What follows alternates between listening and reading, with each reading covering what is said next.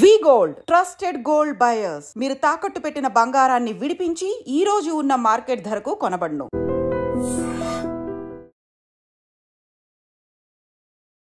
Hi hello నమస్తే, welcome back to iDream media. ఈరోజు మనతో ఉన్నారు క్వాలిఫైడ్ పర్సనల్ ఫైనాన్స్ ప్రొఫెషనల్ అయిన రమేష్ పసుపులేటి గారు. సో మార్కెట్కి సంబంధించిన లేటెస్ట్ అప్డేట్స్ అనేవి ఈరోజు ఎపిసోడ్లో తెలుసుకుందాం. Hi sir. హాయ్ అండి. సార్, మార్కెట్ స్టిల్ డౌన్ అయితే ఉన్నాయి అండ్ ఎటువంటి పాజిటివ్ న్యూస్ అనేది ఈ మార్కెట్ని కాస్త బెటర్ చేసే ఛాన్స్ ఉంది. కొన్ని వార్తలు అయితే ఈ మార్కెట్ అనేది ఇంకొంతకాలం ఇలాగే ఉండే ఛాన్సెస్ ఉన్నాయని చెప్తూ ఉన్నారు. బట్ ఇప్పుడున్న ఇన్వెస్టర్స్ ఏం చేయాలి? ప్యానిక్ అవుతున్న వాళ్ళు ఎలాంటి ప్రికాషన్స్ తీసుకోవాలంటారు? డెఫినెట్గా అండి. కానీ మార్కెట్ ఏంటంటే పడుతుంది. మనకు తెలిసినట్టే నిఫ్టీ 23,000 నుంచి మళ్ళీ డౌన్ అయ్యి 22,800 22,900 దగ్గర ఉంది. యాక్చువల్గా 22,800 వచ్చిన ప్రతిసారి నిఫ్టీకి ఏమొస్తుందంటే స్ట్రాంగ్ సపోర్ట్ వస్తుంది. సో 22,800 రాగానే ఇమీడియట్గా బయింగ్ ఎక్కువ వచ్చేస్తుంది. సో మళ్ళీ సపోర్ట్ లెవెల్ తీసుకొని 22,900 దగ్గర 23,000 దాకా వెళ్ళి మళ్ళీ అక్కడ రెసిస్టెన్స్ వస్తుంది. మళ్ళీ 23,000 రాగానే మళ్ళీ సెల్లింగ్ వస్తుంది. సో దీనికి మెయిన్ కారణం ఏంటంటే ఎఫ్ఐఎస్ సెల్లింగ్. సో మనకు తెలిసిందే ఎఫ్ఐఎస్ వచ్చేసి సో వాళ్ళకి అక్కడ యూఎస్ బాండ్ ఈల్డ్ 4.5% అయ్యాయి. అదొకటి. ఇంకా వాళ్ళు వచ్చేసి ఇప్పుడు డాలర్ కూడా వాళ్ళ స్ట్రాంగ్ ఉంది, రూపీ వీక్ అవుతుంది. రూపీ వీక్ అయిన ప్రతిసారి ఏమవుతుందంటే వాళ్ళు ఇండియాలో ఇన్వెస్ట్ చేయాలంటే ఎఫ్ఐఎస్ మన ఇండియాకి వచ్చి ఇన్వెస్ట్ చేయాలంటే డెఫినెట్గా వాళ్ళ దగ్గర ఉన్న డాలర్స్ని వాళ్ళు కన్వర్ట్ చేసుకొని రూపీస్లో కన్వర్ట్ చేసుకొని ఇన్వెస్ట్ చేయాలి. కన్వర్ట్ చేసినప్పుడల్లా వాళ్ళకి ఎక్స్చేంజ్ రేట్ పోతుంది. మళ్ళీ రేపు సేల్ చేసినప్పుడు ఇంకొక 4% మళ్ళీ వాళ్ళు డాలర్ కొనాలంటే మళ్ళీ ఎక్స్చేంజ్ రేట్ పోతుంది. మళ్ళీ ఈ లోపల ఏమవుతుంది, మళ్ళీ రూపీ వీక్ అవుతుంది. ఇప్పుడు 86-90 పైసా దగ్గర ఉంది, రేపు 90 రూపీస్కి వెళ్ళిపోతుంది రూపీస్. సో ఇలా ప్రతిసారి ఏమవుతుందంటే వాళ్ళకి కొద్దిగా డిప్రిసియేషన్ అవుతుంది రిటర్న్ మీద. ఎగ్జాక్ట్ లెక్కేస్తే వాళ్ళకి 15% రిటర్న్ వస్తే, ఇండియన్ మార్కెట్లో 15% రిటర్న్ వస్తే వాళ్ళకి నెట్ రిటర్న్ చూసుకుంటే 5% ఉంది. సో అంటే మన ఇండియాలో 15% రిటర్న్ వస్తేనే, సపోజ్ మన ఇండియాలో రిటర్న్ రాకపోతే వాళ్ళకి మైనస్లోకి వెళ్ళిపోతారు. అదే వాళ్ళకి హ్యాపీగా యూఎస్లో 4.5% 10 years బాండ్ ఈల్డ్లో వచ్చేసింది. సో దానివల్ల ఏమవుతుంది, వాళ్ళు ఎక్కువ రిస్క్ తీసుకునే అవకాశంలో లేరు. ఎందుకంటే గ్లోబల్ సిచ్యువేషన్స్ బాగాలేవు. ప్లస్ ఏంటంటే ట్రంప్ డెసిషన్స్ కూడా కొద్దిగా అగ్రెసివ్గా ఉంటాయి. సో అంత క్వైట్ ప్రైమ్ మినిస్టర్ కాదు, అంత క్వైట్ ప్రెసిడెంట్ కాదు.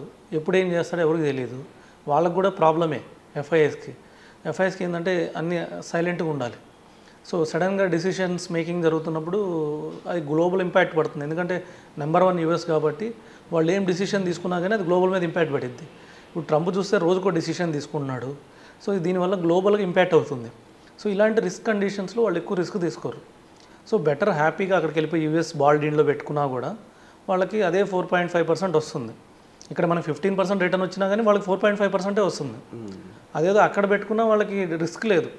బాండ్ ఈల్డ్ అనుకోండి, అక్కడేమి ఈక్విటీ మార్కెట్ లేదు. సో గ్లోబల్ న్యూస్తో సంబంధం లేదు. 10 years బాండ్ ఈల్డ్ కదా. సో 10 years పాటు 4.5% ఫిక్స్డ్ రేట్ ఆఫ్ ఇంట్రెస్ట్ వస్తుంది. ఎవరు ప్రెసిడెంట్ మారినా సంబంధం లేదు, ఎక్కడ వార్స్ వచ్చినా కూడా వాళ్ళకి సంబంధం లేదు. సో అలాంటి క్వైట్ ఇన్వెస్ట్మెంట్ 4.5% బాగుంది. సో యూఎస్ బాండ్ ఈల్డ్ 4.5 అంటే ఆల్ టైమ్ హైలో ఉన్నాయి. వాళ్ళకి నార్మల్గా వచ్చేసి ఇన్ఫ్లేషన్ రేట్కి 1-2%కి ఎఫ్డీ కూడా 2.75 ఉంది వాళ్ళకి.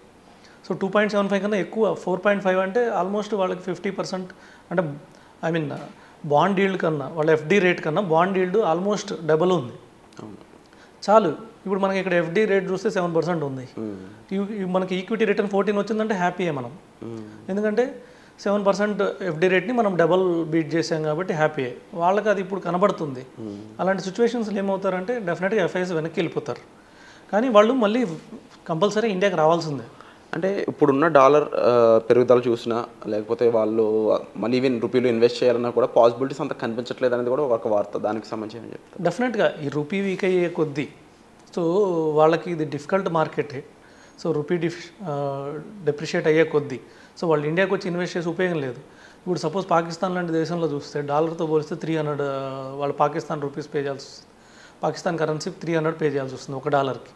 అలాంటప్పుడు వాళ్ళు అక్కడికి పోయి ఇన్వెస్ట్ చేసి ఉపయోగం లేదు. అందుకని చెప్పేసి వాళ్ళు ఏం చేస్తారు, ఎమర్జింగ్ మార్కెట్స్ ఎదుగుతారు. ఎమర్జింగ్ మార్కెట్స్ ఏమున్నాయి, ఇండియా, చైనా, తైవాన్ ఇవే ఉన్నాయి. సో ఇక్కడ ఏంటంటే కొద్దిగా 15% రిటర్న్ వస్తున్న మార్కెట్స్ ఇవే గ్లోబల్గా. సో వాళ్ళకి ఏంటంటే 15%లో సపోజ్ మొన్నటిదాకా 3.75 వాడు బాండ్ ఈల్డ్ ఉన్నప్పుడు 15% వస్తే ఇక్కడ వాళ్ళకి 5.5-6% నెట్ రిటర్న్ వచ్చినట్టే. సో వాళ్ళకి హ్యాపీ. సో కొంచెం ఎక్స్ట్రా జనరేట్ చేసినా కూడా వాళ్ళ క్లయింట్స్ ఎఫ్ఐఎస్ మనీ అంటే వాళ్ళు కూడా క్లయింట్స్ నుంచి లేదంటే వాళ్ళు కూడా బారో చేస్తారు, బాండ్స్ నుంచి అమౌంట్ తీసుకొచ్చి ఇన్వెస్ట్ చేస్తారు. వాళ్ళు బాండ్కి 2.75 అట్లా పే చేసి 3 అట్లా పే చేసి ఇక్కడ 6 వచ్చిందంటే వాళ్ళకి హ్యాపీ. కానీ ఇప్పుడు అక్కడ 4.5% బాండ్ ఈల్డ్ ఉన్నప్పుడు వాళ్ళు అంతకి అప్పు తీసుకొచ్చి 4.5కి అప్పు తీసుకొచ్చి ఇలాంటి ఎమర్జింగ్ మార్కెట్లో పెట్టి ఇక్కడ ఈజీగా మినిమం 15% రిటర్న్ రాకపోతే వాళ్ళు లాస్ అయిపోతారు. So exchange rates plus rupee weakness ఇవన్నీ ఉన్నాయి కాబట్టి సో అందుకని వాళ్ళు వెళ్ళిపోతున్నారు. కానీ మన ఇప్పుడు నిఫ్టీ ఏమైందంటే ఆల్మోస్ట్ హై లెవెల్స్ నుంచి 20% పడింది. 26,500 నుంచి 22,800 వచ్చింది. ఆల్మోస్ట్ 18 to 20% పడింది ఫస్ట్ పాయింట్. సెకండ్ థింగ్ ఏంటంటే స్టాక్స్ 30 to 40% పడి, కొన్ని స్ట్రాంగ్ స్టాక్స్ మోర్ దెన్ 50% పడినాయి మనకు తెలిసినట్లే. సో ఇప్పుడు ఏమవుతుందంటే వాళ్ళకి నిఫ్టీ కాకుండా వాళ్ళేమి ఇండెక్స్లో ఇన్వెస్ట్ చేయరు, డైరెక్ట్గా వచ్చి నిఫ్టీ కొనరు, కొన్ని స్టాక్స్లోనే కొంటారు. స్టాక్స్లో కొంచెం ఎఫ్ఐఎస్ మనం ఇన్వెస్ట్మెంట్స్ చూస్తుంటాం. ఈ టైంలో వాళ్ళకి చాలా అట్రాక్టివ్గా ఉంది, 50% తక్కువలో దొరుకుతుంది. కొన్ని మంచి స్టాక్స్ 1 year 52 weeksలో వచ్చేసినాయి. సో ఆల్రెడీ 52 weeks హై ఉన్నాయని అన్నింటినీ సేల్ చేశారు. ఇప్పుడు ఆల్రెడీ 52 weeks లోకి వచ్చేసినాయి, అంటే 1 year బ్యాక్ రిటర్న్ కన్నా తగ్గిపోయినాయి. సో డెఫినెట్గా ఇక్కడ నుంచి వాళ్ళకి వాళ్ళు అనుకున్న ఇండెక్స్లో కాకపోయినా స్టాక్స్లో 15% రిటర్న్ ఈజీగా రావచ్చు, 15% రావచ్చు, ఇంకా ఎక్కువ కూడా రావచ్చు, 20% కూడా రావచ్చు. వాళ్ళు అనుకున్న రిటర్న్ కన్నా డెఫినెట్గా మంచి రిటర్న్ రావచ్చు. సో అందుకని ఎక్కడో ఒక పాయింట్ ఏంటంటే మనం బాటంలో ఉన్నాం, బాటం కూడా స్ట్రాంగ్ బాటం ఫామ్ అవుతుంది. 22,800 రాగానే మేజర్ సపోర్ట్ వస్తుంది, అంటే ఇక్కడ బాటం ఫామ్ అవుతుంది. సో అంటే అంత తక్కువకి వెళ్ళేటప్పటికి ఇన్వెస్టర్స్ అనేవాళ్ళు వచ్చే ఛాన్సెస్ ఉన్నాయంటారు. డెఫినెట్గా. ఇంకోటి ఏంటంటే ఫార్చ్యూన్ ఎప్పుడైతే ఎవరికైతే ఉంటుందంటే ఎవరు బ్రేవ్గా ఉంటే వాళ్ళకే అదృష్టం వరిస్తుంది. So fortune favours the brave అనేది అందుకని, అంటే ఈ టైంలో ఎవరైతే ధైర్యంగా చేసి ఇన్వెస్ట్ చేస్తారో వాళ్ళకి డెఫినెట్గా రిటర్న్ ఉంటుంది. సో లేదు ఇంకా చూద్దాం అనుకున్న వాళ్ళకి సపోజ్ ఇక్కడ నుంచి మార్కెట్ కానీ వీ షేప్ తీసుకున్నా లేకపోతే యూ షేప్ తీసుకున్నా కూడా కొంచెం స్లోగా పెరిగినా లేకపోతే ఒకేసారి పెరిగినా కూడా మనకి లాస్ అయ్యే అవకాశం ఎక్కువ ఉంటుంది, రిటర్న్ లాస్ అయ్యే అవకాశం ఉంటుంది. మనం ఆల్రెడీ చూసాం లాస్ట్ టైం వార్స్ జరిగినప్పుడు, రష్యా ఉక్రెయిన్ వార్ జరిగినప్పుడు 1 month పడి మళ్ళీ పెరుగుతూ వెళ్ళిపోయింది. తర్వాత హమాస్ వార్ జరిగినప్పుడు 1 month పడి మళ్ళీ పెరుగుతూ వెళ్ళిపోయింది. 5% పడితే నెక్స్ట్ మంత్ 10% పెరిగింది. అలాంటి రిటర్న్ అలాంటిది కూడా మనం ఎక్స్పెక్ట్ చేయొచ్చు. కొద్దిగా ఈ ట్రంప్ డిసిషన్స్ ఆగిపోతే సో వాళ్ళకి క్వైట్ పీస్ఫుల్ ఎన్విరాన్మెంట్ కావాలి, అది కానీ ఏర్పడితే సో ట్రంప్ అన్నీ సెట్ అయిపోతే సో అప్పుడు డెఫినెట్గా ఎఫ్ఐఎస్ వస్తారు ఇండియాకి. అది మంచి టైం. దానికి ఎన్ని టైం పట్టచ్చు అంటే 2 నెలలు పట్టచ్చు, 3 నెలలు పట్టచ్చు, 5 నెలలు పట్టచ్చు. కానీ ఇప్పుడు వచ్చేసి ఇన్వెస్ట్ చేసిన వాళ్ళకి డెఫినెట్గా ధైర్యం చేసి ఇన్వెస్ట్ చేసిన వాళ్ళకి మంచి రిటర్న్స్ వస్తాయి. డెఫినెట్గా ఎటువంటి భయపడాల్సిన అవసరం లేదు. 2 పాయింట్లు మనం ఇన్వెస్ట్ చేయొచ్చు. ఒకటి వచ్చి మన దగ్గర డబ్బులు ఉన్నప్పుడు ఇప్పుడు ఇన్వెస్ట్ చేసేయచ్చు. రెండోది వచ్చేసి మార్కెట్ పడినప్పుడు ఇంకొద్దిగా డబ్బులు ఉంటే డెఫినెట్గా ఇన్వెస్ట్ చేయొచ్చు. సో ఇప్పుడు ఇన్వెస్ట్ చేసిన వాళ్ళకి చాలా యూనిట్స్ వస్తున్నాయి. నేను మ్యూచువల్ ఫండ్స్ ఇప్పుడు ఇన్వెస్ట్ చేస్తాను. నాకు ఇంతకుముందు సపోజ్ 100 యూనిట్స్ వస్తే ఒక సిప్కి ఇప్పుడు 120 యూనిట్స్ వస్తున్నాయి. అదే నేను లాస్ట్ ఇయర్ అక్టోబర్లో నేను ఇన్వెస్ట్ చేసినప్పుడు నాకు ఆల్మోస్ట్ 80 యూనిట్సే వచ్చాయి, 80 కూడా రాలేదు, 60-70 యూనిట్స్ వచ్చాయి. ఇప్పుడు 120 యూనిట్స్ వస్తున్నాయి. సో డెఫినెట్గా ఇది లాంగ్ రన్లో మనకి యూనిట్స్ ఎక్కువ ఉన్నప్పుడే మనకి రేపు రిటర్న్స్ వచ్చినప్పుడు దాని మీద మనకు ఒక పెద్ద నెట్వర్క్ ఏర్పడింది. దాని ద్వారానే మనం వెల్త్ క్రియేట్ చేయగలుగుతాం. Wonderful sir. సో విన్నారు కదండి రమేష్ పసుపులేటి గారి అనాలిసిస్. ముఖ్యంగా సెటెన్ థింగ్స్ అయితే మనం ఎదురు చూడాల్సిన అవసరం ఉంది. వాటిలో ముఖ్యంగా Q3 రిజల్ట్స్ అనేది ఒక